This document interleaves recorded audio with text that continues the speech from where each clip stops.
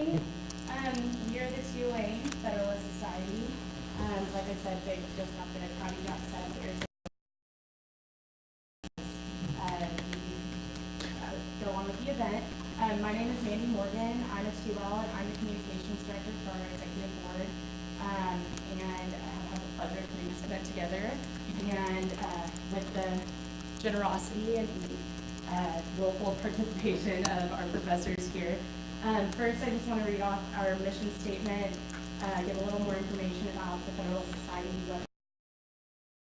Our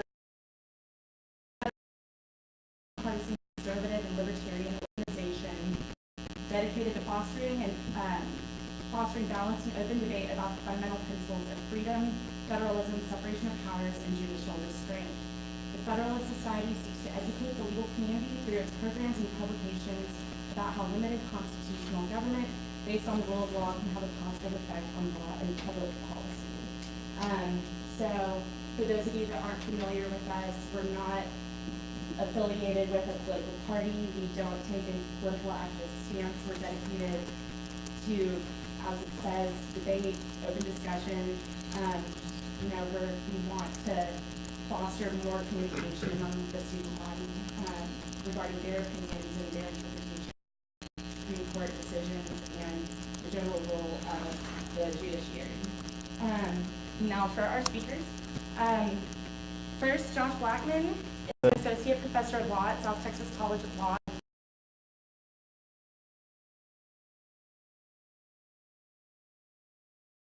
Testified before the House Judiciary Committee on the Constitutionality of Action, a scholar at the Cato Institute, and has authored multiple law review articles and 2 critically acclaimed books. He is the founder and president of the Harlan Institute, the founder of Fantasy SCOTUS, the online Supreme Court Fantasy League. If you're not familiar, go check it out. You should all play. It's pretty cool. And blogs at joshblackman.com. His commentary has appeared across national publications, including the New York Times, Wall Street Journal, and Washington Post. And he was selected by Forbes magazine for the 30 Under 30 in law and policy in recognition for his work and achievements. We also have Professor Ross Garber. He is a CNN legal analyst and also teaches a class here at Tulane Law on legal investigation and impeachment. I highly recommend taking do so. I enjoyed it last semester. He also conducts training sessions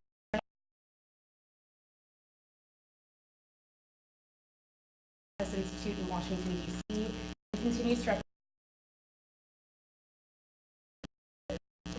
He led the government investigations practice group at Shipman and Goodwin, conducted crisis management training for the National Governors Association, the U.S. Conference of Mayors, and Capitol Hill staffers, and was a contributing author of the book Ethical Standards in the Public Sector. He has represented 4 United States governors facing impeachments, including Governor Mark Sanford from South Carolina, Governor Robert Bentley in Alabama, Governor Eric Greitens in Missouri, and Governor John Rowland in Connecticut. For his work and achievements, he is considered by the New York Times, as they called him, arguably the nation's leading impeachment lawyer.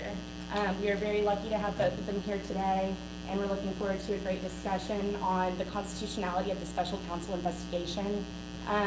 We're going to treat this as a discussion for now and then between Professor Blackman and Professor Garber, and then turn it over for Q&A.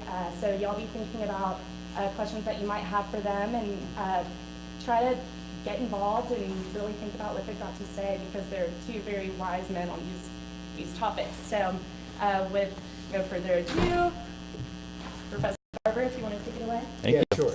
And so my role here today, because all of you who are interested in what I have to say about these topics, like Mandy said, really, can take my class. I invite you all to do that. Some of you probably already have. What I want to do here today is largely facilitate the discussion with Professor Blackman, who's done a lot of very deep thinking on these issues, which are incredibly timely, as we all know. This notion of investigating the president. So let me set the table a little bit and bring you back a whole bunch of years to the investigation of Richard Nixon. And remember, in the Watergate investigation, There was an investigation of the president and the White House, and whether the White House and potentially the president were involved in the Watergate break-in and the cover-up of that break-in. There was an investigation going on, and at the time, the Attorney General nominee was asked by the Senate, so wait a minute, you're the nominee for Attorney General, how are you going to be able to investigate the President of the United States, who's the guy who nominated you? And at that time, the Attorney General nominee said, here's what I'm going to do.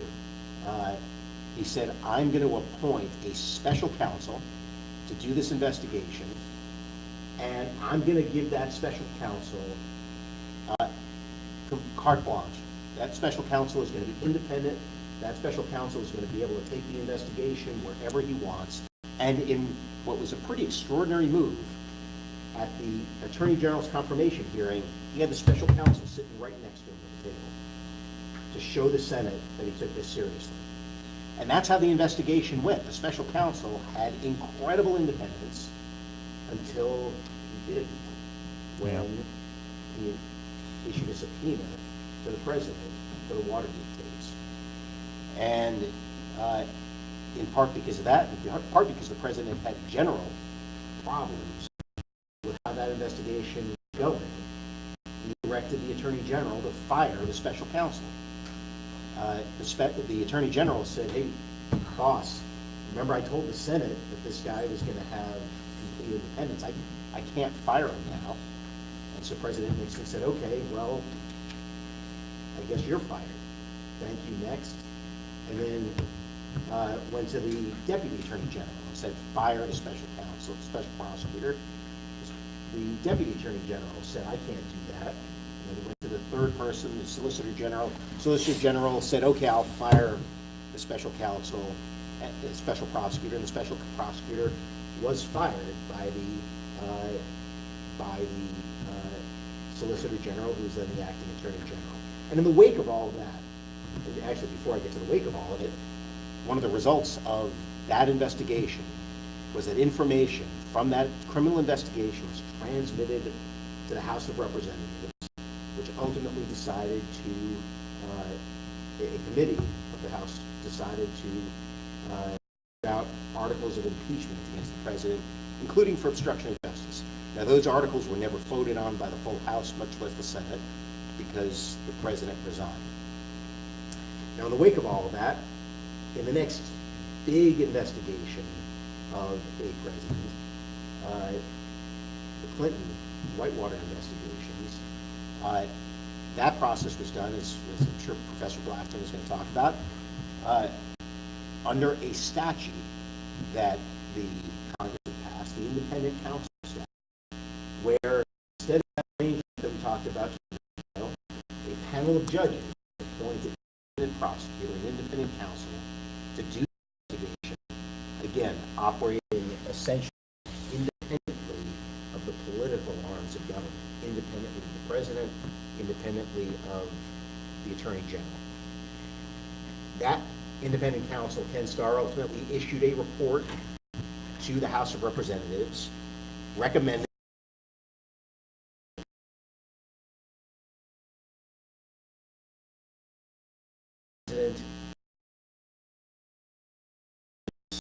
obstruction of justice, and in fact, the president was impeached for obstruction. Now, fast forward to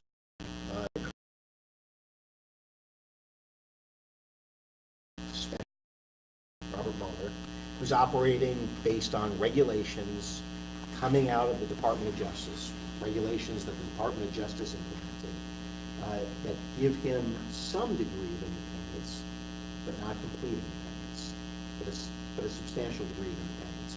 And he is investigating ties with Russia and other related issues, including whether the president obstructed justice.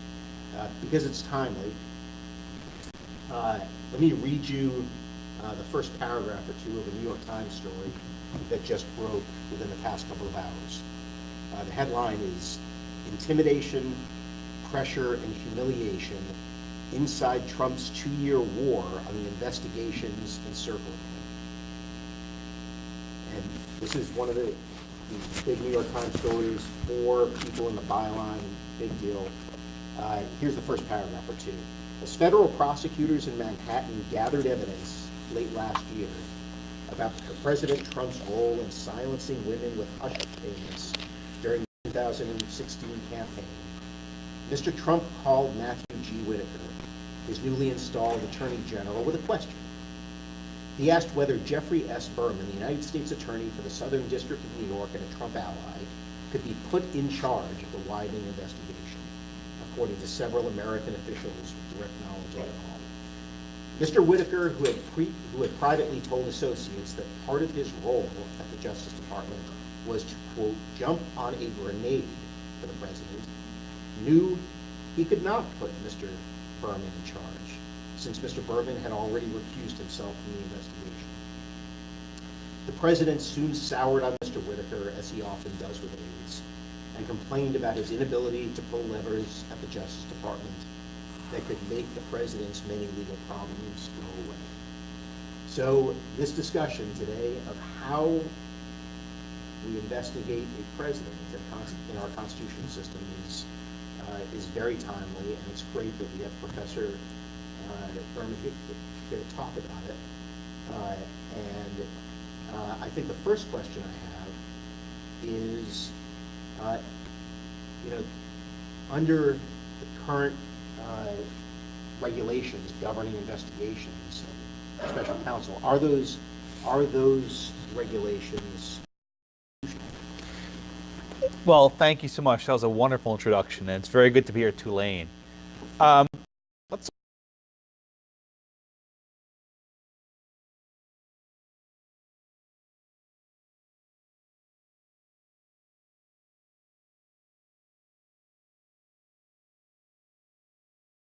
advise the consent of the Senate.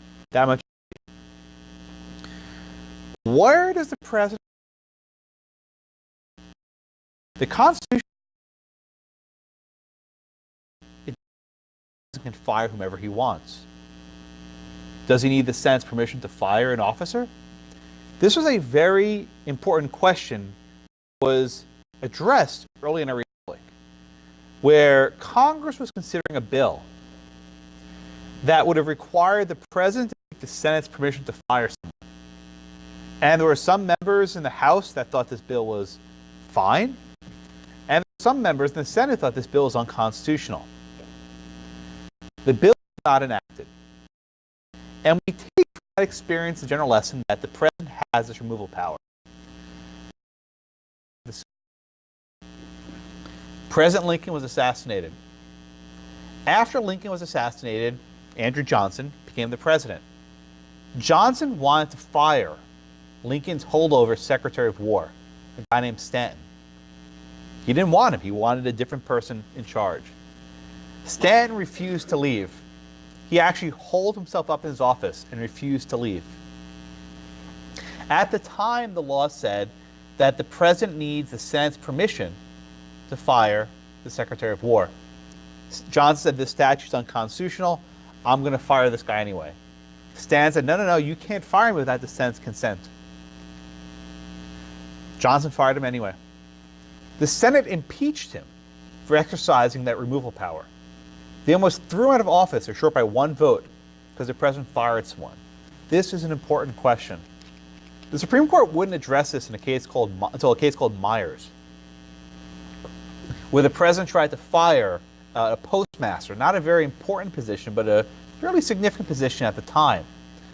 And the Supreme Court said that the president can fire basically anyone he wants for any reason, which seems very broad. About a decade later, we get to the New Deal.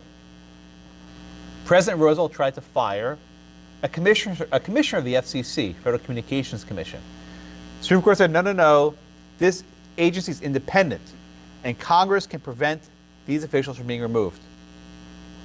So what is it? Can the president fire someone or not? We fast forward even more to the aftermath of Watergate. We have a very famous case called Morrison versus Olson. This considered the so-called special counsel statute, the independent counsel statute that Ken Starr prosecuted. And the Supreme Court said that these sort of special prosecutors are special. And Congress can prevent the president from firing them except for just cause. Right? So you need good cause to fire the special counsel. That statute's expired. We don't have it anymore. Instead, after the special counsel statute expired, Congress enacted, the DOJ enacted a series of regulations, which Professor Garber mentioned a moment ago. And these regulations say that the special counsel, Robert Mueller, cannot be removed at will. He can only be removed for cause, that he perhaps broke some rule or regulation in DOJ. So, a long windup. Professor Garber's question is, are these regulations constitutional? Under Morrison v. Olson, I think on their face they're constitutional. But there might be specific problems, and let me just walk you through here, right? We're all following the Mueller investigation and Russia and P-Gate and all these other things that are associated with Donald Trump. Put your mind away from that for a minute, and let's just focus on a very simple example. Let's say the president fires the FBI director, which he did, right? And let's say he fires the FBI director because the FBI director is making his job hard, right? Let's say the president's trying to negotiate some sort of agreement with a country, let's call it Russia, and this FBI director is getting in the middle of things and not letting him have good relations with a foreign nation and a foreign power. Let's just call him Putin, right? We can name names here, right? And the president says, you know what? Let's call him James. You know what, Jim? You're really screwing my stuff up, right? You're making this really hard for me to do my job, be the commander-in-chief, and make relations with these other countries, Russia, right? You're making my job really hard here. So you know what? You're fired. Now, we all know, I think we all agree, that the president has the power to fire the FBI director. No one disputes that. What if the argument's like this? The reason why the president fired him was not because of his interest in negotiating relations, but because the FBI director was investigating the president's own misconduct involving Russia, perhaps, right? Can that act give rise to criminal liability? And let me ask the question differently. Can a special counsel then issue a subpoena to the president saying you need to come testify under oath before a grand jury about why you fired the FBI director? Or can the special counsel seek a criminal indictment of the sitting U.S. president for violating obstruction of justice statute or whatever other statute, right, that the president had a corrupt intent? These questions are very tough, and they begin with Professor Garber's question, are the special counsel regs constitutional? It's at a much perspective, right? Is the DOJ, the criminal justice system, subordinate to or independent of the president? Right? We often think of, our three independent branches, but is the function of prosecuting people something separate? Or is the president the law? I can't say it in French, New Orleans, but I am the law, so to speak, right? These are tough questions. I think under the Morrison case, which I mentioned earlier, the president would be in some difficulty as a general matter, because the courts have largely upheld the ability of special prosecutors appointed by Congress to go after the president. But here we're not dealing with a congressionally appointed special counsel. This is a special counsel who's basically been appointed by regulation, and that makes a very big difference. Why? Congress can restrain the president's authority, but President A can't limit President B's authority, which becomes very problematic. Right? President Clinton may have been in favor of these to save his own skin back in the 90s, literally skin, right? But President Trump may not want these regulations. So I think there are problems with these regulations. I think on their face they're okay. Can I Yeah, stop please. there and Yeah. ask you two questions? Please. related to this? One is, what about the constitutional notion that the president is the executive, and all executive authority is vested in the president himself?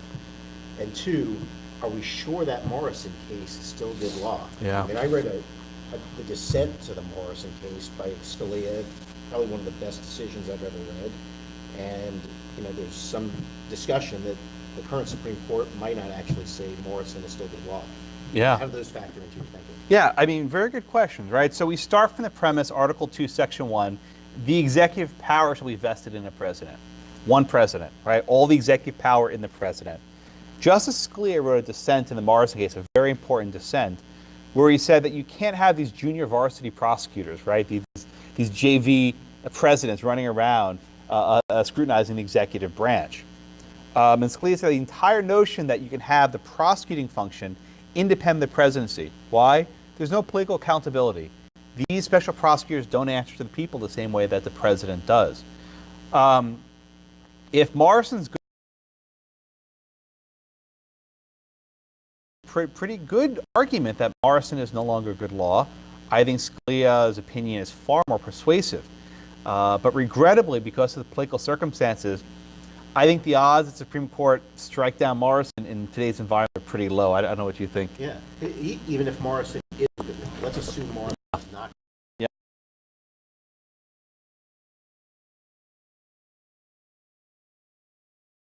Morrison. Well, let's walk through the special reg councils, the special prosecutor regulations one step at a time, right? First, who gets to appoint the special counsel under the regulations? It's the U.S. Attorney General, right? And generally, the U.S. Attorney General works for the president.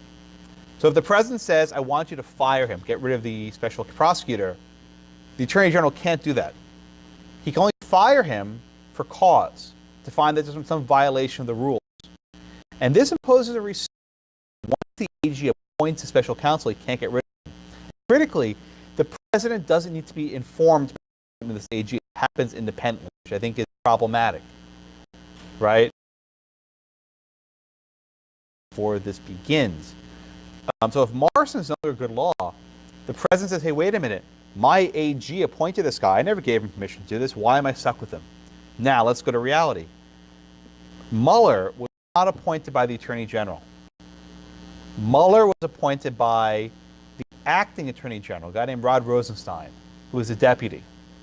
Okay, why not? Because Sessions, the AG, was recused from all things Russia. So I think there's actually a stronger argument. Acting AG the regs to appoint Mueller. So far, the courts, we'll do questions at the end, I promise. So far, the courts haven't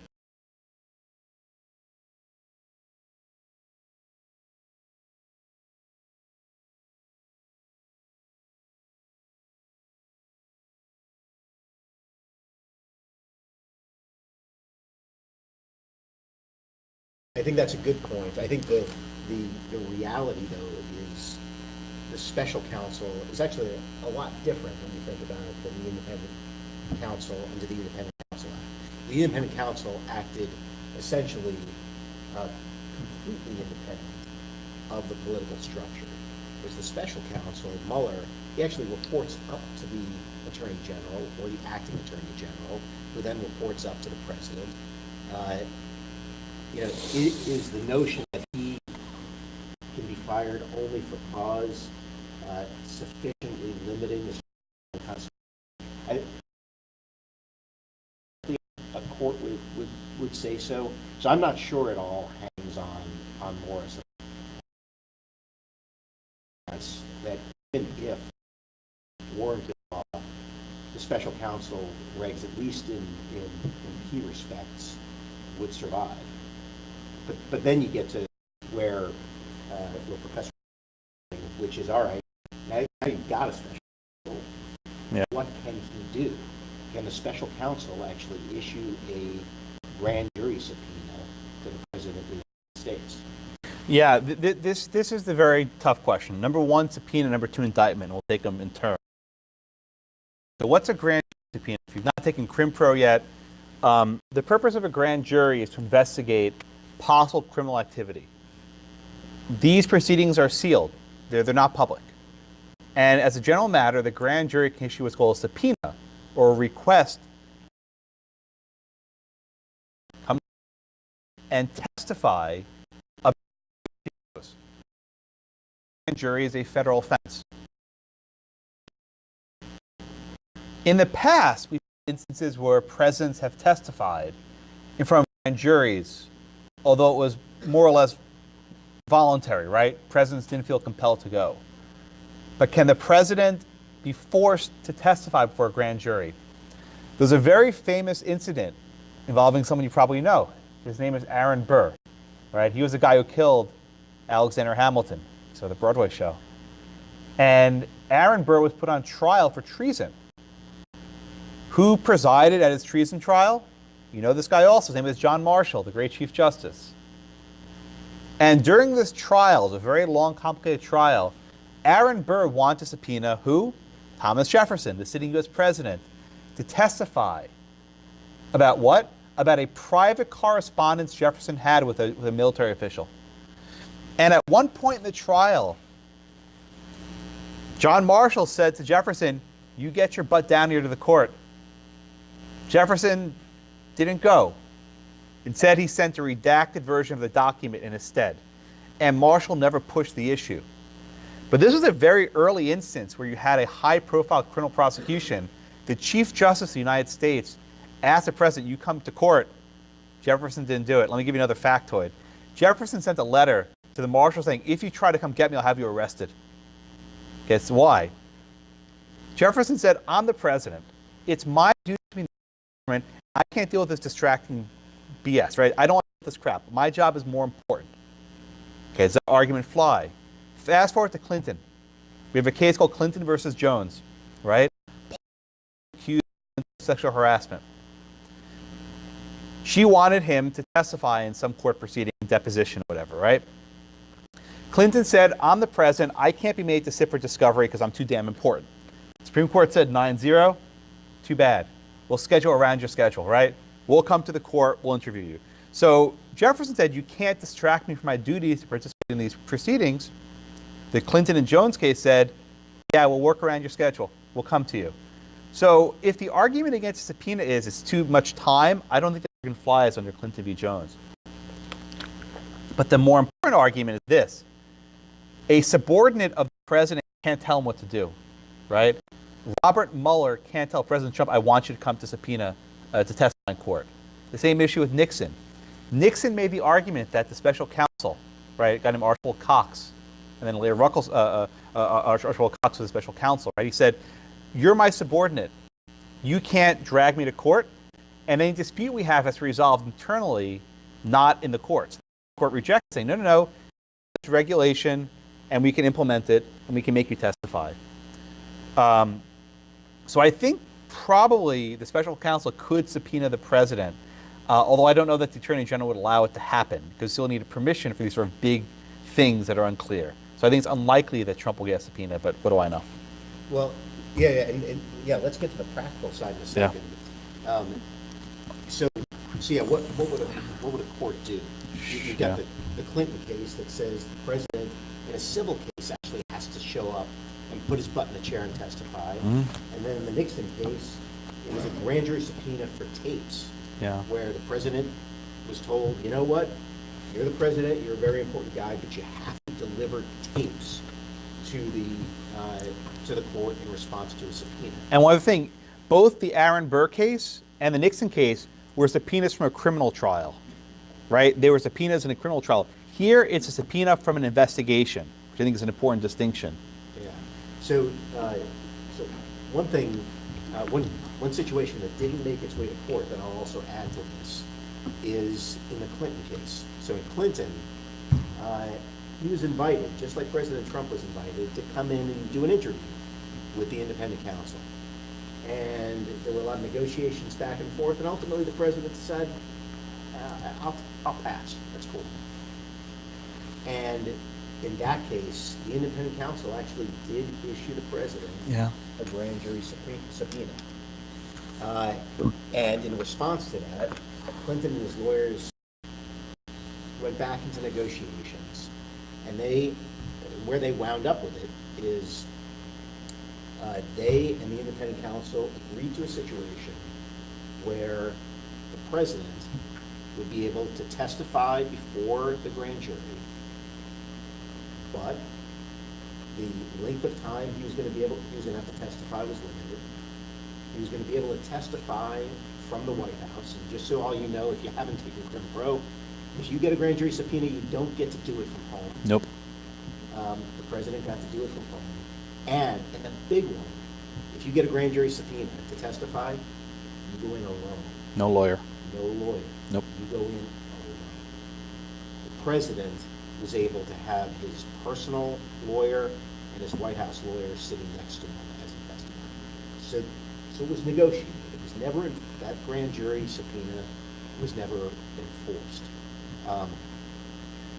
I think there is a good chance, a very good chance, that if it ultimately got to court, I think a court, and probably the Supreme Court would okay it, would say that the president is not immune categorically to grand jury subpoena. You look at the logic of Clinton, you look at the logic of Nixon, you know what? It can be scheduled around your schedule, maybe even testify from the White House, but you got to testify. Yeah. The problem is, it's a practical one. Yeah. The practical one is, the president has Secret Service, he's got an army and a navy and all that stuff. How do you force the president to testify? Question. So it's not a matter of just having what if specific questions are asked, and the president's like, nope, not going to answer that. Do you hold him in contempt of court? Yeah, that's the problem. And in response to Nixon, there was actually a lot of discussion about whether Nixon was actually going to comply with the Supreme Court's decision, whether he was going to turn over the tapes, or he was in the White House.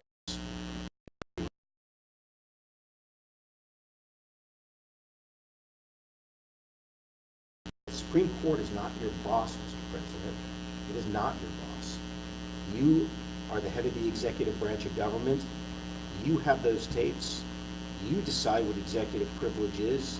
You're not subservient to the Supreme Court, Mr. President. You decide what to do. That probably ultimately the reason the president decided not to do it. Does anybody want to guess? Impeachment. If the president knew he'd have to resign or he'd get impeached. We're going to talk about, impeachment later. So what, do you agree with that? Do you think, and then how would it play out practically? I'm what you call a departmentalist, where I think each branch of government has an obligation to interpret the Constitution for itself. I don't think the Supreme Court is supreme. I think each branch has a duty to see what the Constitution means. Nowhere does it say the Supreme Court is supreme. As a political matter, if the president gives a middle finger to the Supreme Court, he probably can get impeached. The court, I think, has built up their reputation to be that neutral arbiter. So as a constitutional matter, I think the president could disregard the SCOTUS order. As a practical matter, I think it's very unlikely. All right, but you think that ultimately the Supreme Court probably would okay a subpoena? I think a subpoena in general, but they would not compel specific testimony. I think they would not hold him in contempt if he declined to answer certain questions. I think they would respect his invocation of privilege. And by the way, privilege, I mean when the president says, I can't disclose this because I've determined my judgment that the national security would be harmed by giving this fact out. And the president can be the classifier of that judgment. I don't think they would second guess that, but who knows? Okay.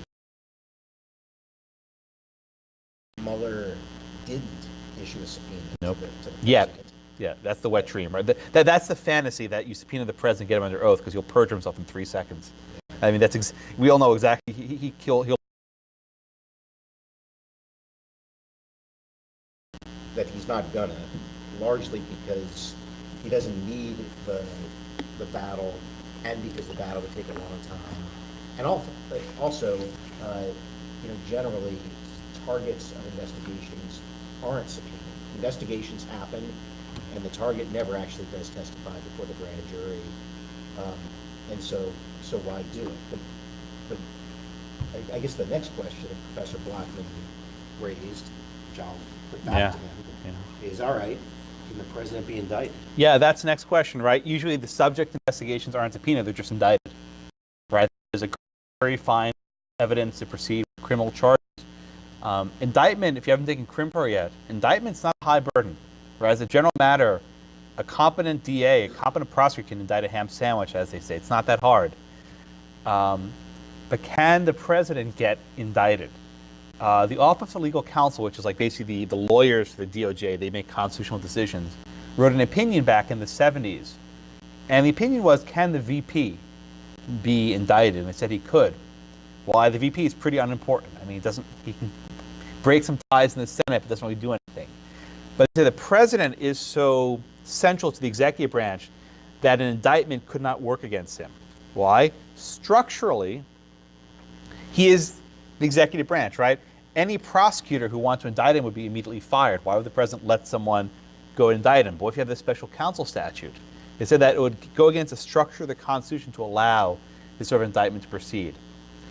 A similar argument is the president can't be distracted from a criminal matter, right? He has to be in the matter about scheduling a deposition at the White House. You have to sit in a criminal trial, at least for part of the trial, to have your due process rights attached. You have to actually be present. You know, what happens in the middle of the trial? We have an enemy attack and the president needs to be shepherded out. You know, what happens if at the end of the trial the judge says, okay, remain in custody, and the Secret Service is over my dead body? That was my final exam question a couple of years ago, right? What happens if during the trial, foreign diplomats say, you know, we're not going to deal with the president because he's going to jail. We'll deal with, the vice president instead, who's a legitimate. It's like Venezuela, right? Who's like the real president? It would create so many structural problems. I think indict him in office. His term is only 4 years long, where we can impeach him, throw him out of office, and then indict him, right? I would favor a statute that, and actually, this is Brett Kavanaugh's idea. I like it. All limitations against the president. Just hold him, right? That way you can't just run out the clock. Let him serve his term, and then you indict him in the next go-round. I think it's a much better idea. I think indicting the president is an awful idea. I don't know, Ross, what do you think? But right now, the statute's a limitation. Yeah, so if Trump gets reelected, basically he's clean, as it were. Well,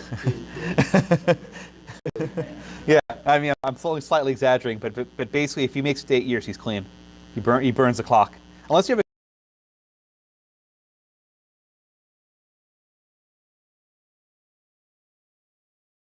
position that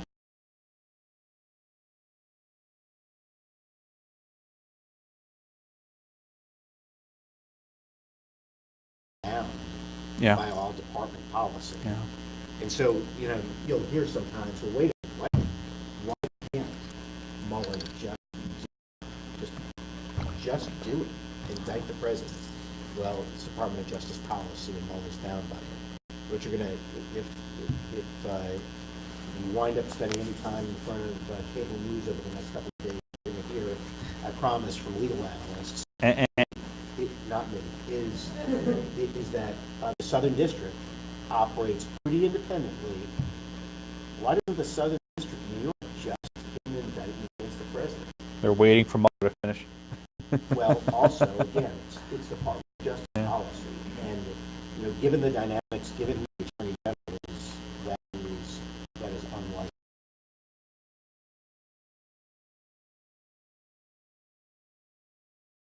An exam question about a year ago: can the Manhattan DA indict the president? Can a federal officer try to cripple the executive branch through a criminal indictment? Not prosecute him, just indict him. In terms of the president, this just is going to be hanging over your head for the next 3 years. I think McCulloch v. Maryland, Gibbons v. Ogden, the answer is no. I think supremacy clause kills it, but it's a hard question. Yeah. Cover a couple of other issues, and then we're going to.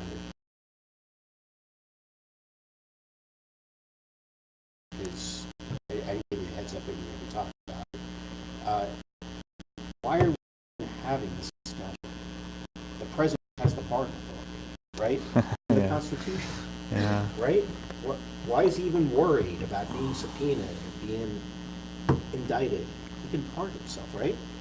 Right. I mean, this is a tough question. So, as a practical matter, if he pardons himself, I mean, that's like he's asking for an impeachment. But constitutionally, it's not so clear. I'll give you a couple arguments without a clear answer. You all took property, right? I teach property. We have the idea of a gift, right? To have a gift, you need two people: the donor and the donee, right? The giver and the receiver, right? If you give yourself something, it's not a gift. You're keeping it. I think as a textual matter, the idea of issuing a pardon requires a pardoner and a pardonee, that is the person receiving it. So I think structurally and textually, you have to have two to tango, right? You need someone to receive the pardon. But so what? What if I'm wrong? If the president pardons himself, that will only be litigated if someone tries to indict him and he moves to dismiss the indictment on the ground that the offense was pardoned. And then you're asking the court to resolve the question of the self-pardon, which I don't know that they want to resolve. So I don't, I think it's a close question. I don't know. I don't have a good answer. Sensing a pattern here. But you're thinking probably no. Yeah, more likely than not, that's a bad idea. It's not going to happen. And that's the same issue with the Office of Legal Counsel, the same decision that the Office of Legal Counsel came up with. They said the president can't pardon himself. But they came up with a couple of ideas, a couple of ways around it during the Nixon administration. How about this idea? 25th Amendment. The president says, well, if I can't pardon myself, I'm incapacitated. The whole job is, me doing the Constitution thing, and part of the Constitution thing is being able to issue pardons. And if I can't pardon myself, then I'm pretty much incapacitated.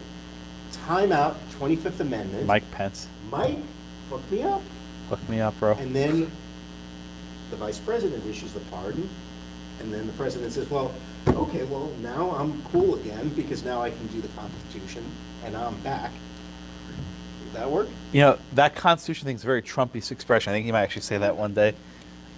I mean, look, sometimes I teach common law, and I have to write a final exam question every semester, and I always try to think of the most insane hypotheticals for my final exam. That's not that insane. We're living through it. Yeah, it's like all the insane stuff I've made up over the years. Like, okay, that's not that bad, right? That sounds normal. So, the 25th Amendment, again, is a provision of law that says the president's incapacitated, at least temporarily the VP takes over.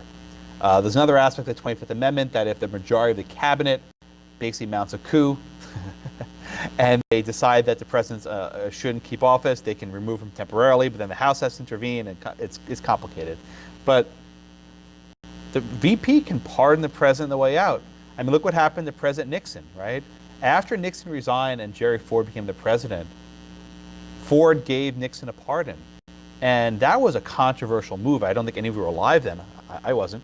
But this was a very controversial move, and a lot of people think that Ford lost election to Jimmy Carter because of that pardon. So the pardons come with a political cost. It's not a freebie. And again, I still think Trump will be indicted by the state prosecutor. So the federal pardon won't help with the Manhattan DA. Let's stay with the federal prosecutors, though. Let's assume, for the sake of argument, that a sitting president can be indicted. Let's assume that for a second. Yeah. Or, if you want, what we can do is say President Trump leaves office and then is indicted for crimes related to what he has, to his firing of Jim Comey. Yeah. To what we're reading about in the paper today, trying to get Whitaker to get involved in the Southern District. To issues, if you or I did them, would be called obstruction of justice.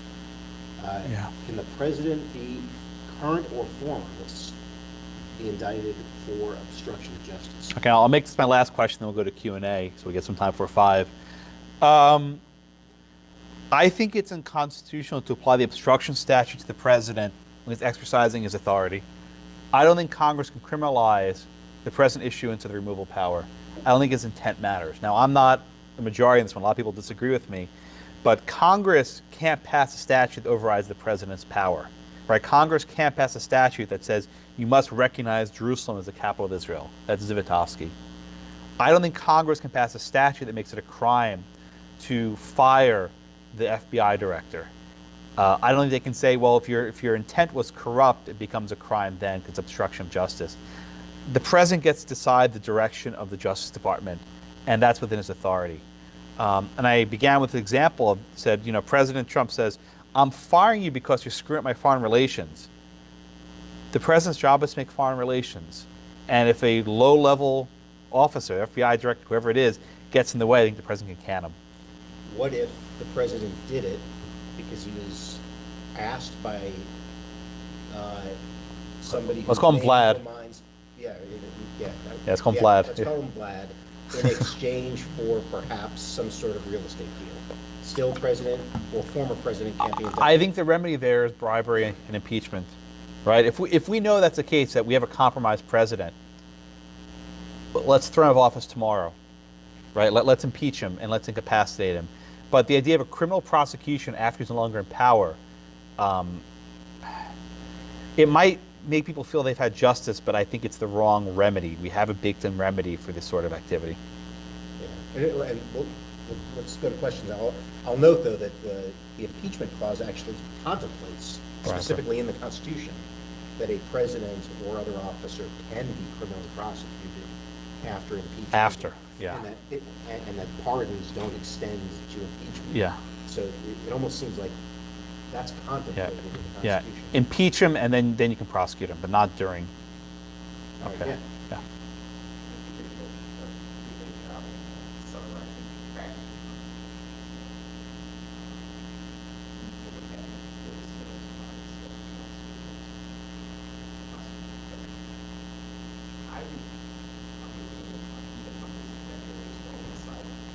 Amen.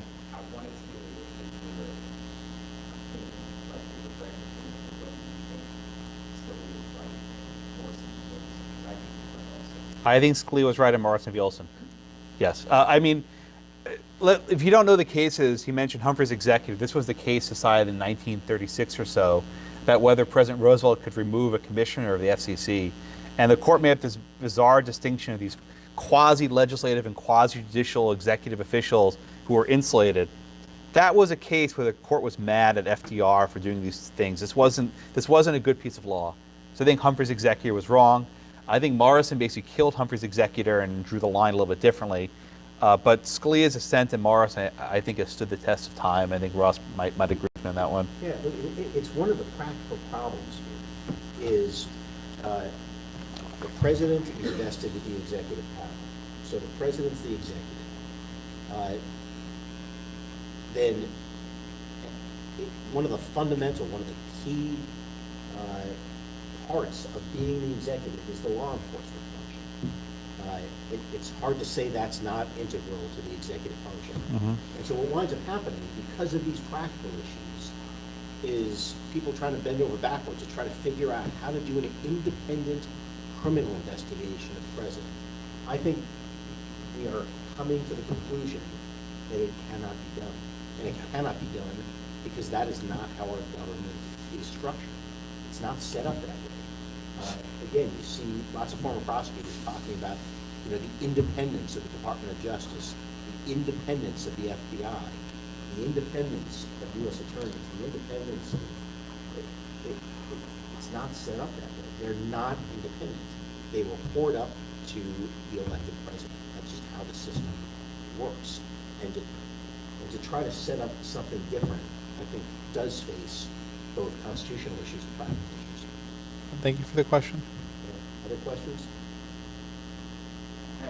Yeah, please. So, enlightenment,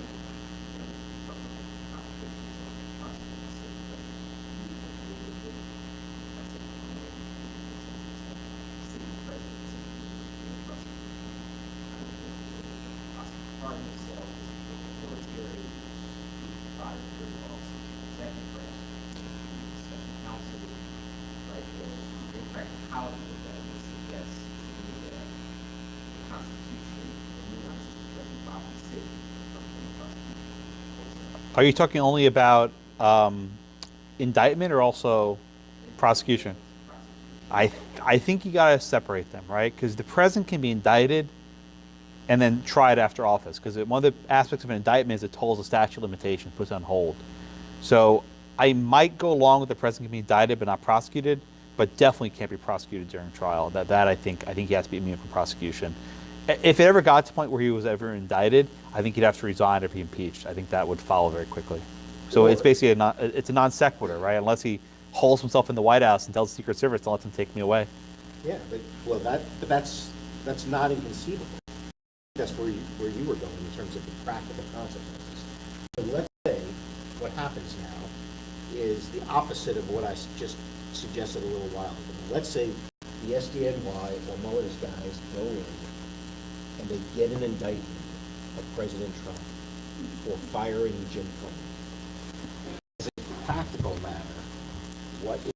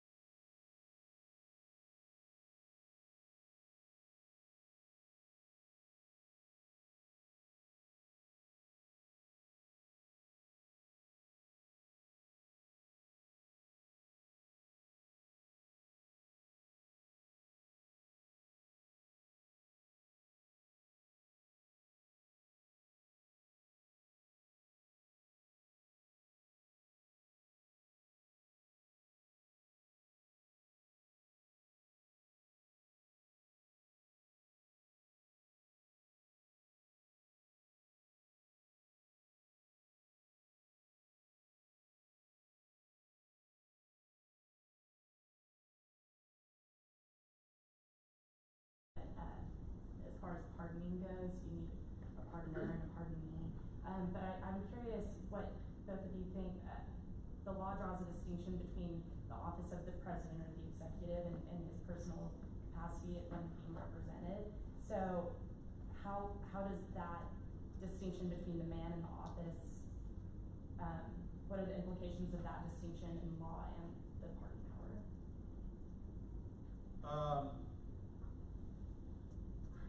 So it's almost like a metaphysical question, right? Does the presidency exist independent of the president? In other words, can the president issue a pardon to Donald Trump? Is that basically your question? That's a good question. Which is why I'm not committed to the answer that he can. I think to the extent that the president is pardoning Donald Trump for stuff that happened before the election, I think the court would have a hard time making a ruling one way or the other, and which is why I think the court wouldn't resolve that. I don't know a good answer for you. I'm sorry. These are really tough questions. Super smart question. It's very very well phrased too. I think just to give you an analogy, I'm litigating a lot of stuff with the emoluments clause litigation, right? This is a provision of the Constitution that prohibits certain officials from receiving foreign gifts. And one of the arguments I've advanced is very similar to that. It's that the person who's getting the money here is not President Trump, it's Donald Trump businessman. And the litigation is going against President Trump official capacity when they're really complaining about is President Trump, Donald Trump individual capacity. And I've actually argued in court that there are two capacities to the president. DOJ doesn't like my argument, say there's only one president. I've actually argued quite vigorously that there's a president and there's a Donald Trump, and they're not the same person for purposes of litigation. And that to the extent that he's accepting any foreign gifts, he's doing it in his private capacity, not with any government policy or custom. So I've actually argued vigorously there are different issues. This may come up in the emoluments clause litigation. The good thing about Trump is he gives me lots of things to think and write about. I know it drives you guys nuts and you probably hate it, but like for law professors, this is like gold. I mean, this is like, this is what we live to write about. Any other questions? Yeah, in front. Right, so right now, it's DOJ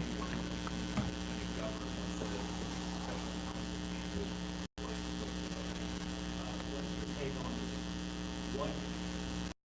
where does regulation you favor a solution more to counsel? Set up right now is efficient the way that it is. Ross, you want to take that one? Yeah, so I actually think they may have gotten it right. So these regulations were written by a super young, inexperienced lawyer named Neil Cottrell, Who reminds you of it every time he can. who reminds everybody of it Yes. every time he can. Yeah. And he wrote these rules in reaction to the fact that the independent counsel statute didn't work, and the Department of Justice needed some way to be able to structure an investigation like this. I actually think the rules, as they are written, and as so far it looks like Mueller has applied them, are actually pretty decent, and probably the best that can be done. Now, if you watch, Cocktail on TV now, he's reading you'll see a lot to these rules that actually aren't in the text. Again, talking about the independence of special counsel and the independence of the FBI and all of that stuff. If you leave all that stuff out, I think it probably gets it as close to right as it can, which is why I think Mueller has exercised restraint and probably why he'll continue to exercise restraint, why you probably won't see a subpoena of the president or the president. I'll make one addendum. We'll close with this. To the extent the regulation can be repealed unilaterally and not subject to litigation, I'm fine. But I think there's an argument that if the president tried to repeal the regs, he'd be subject to litigation. That's a no-no. So if these regs issued through no comment rulemaking, they're just sort of promulgated. If the president can kill them unilaterally, I think I'm okay with them. But if they have to go through litigation and he has to wait with 2 years with some special counsel chasing him, not okay. Well, notably, the regs actually say they don't confer any rights on any third parties. Neil disagrees with that one now, I bet. I know. Yeah, that's what it says. Anyway, Professor Blackman, Thank you. thank you for joining us. Thank you, sir. And thank you very much to... Thank you. Thank you. Thank you. Thank you, Mandy.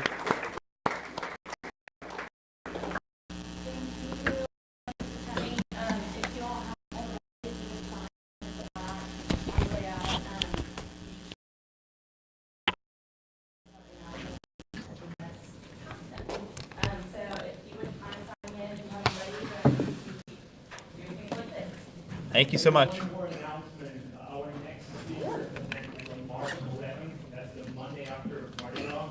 Ooh. We're going to have